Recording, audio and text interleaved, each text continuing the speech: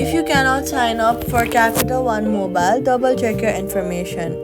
First of all, your SSN, account number, phone number, and email must exactly catch the Capital One record.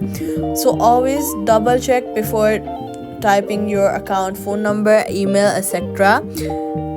And be careful. Even small differences can block enrollment. Turn off VPNs and use mobile data during sign up. Switch from Wi-Fi to mobile data if you are available to do so. If not, make sure that you are connected to the most stable Wi-Fi you are able to connect so the app operates smoothly. After that, if the app freezes, complete enrollment on Capital One's website instead.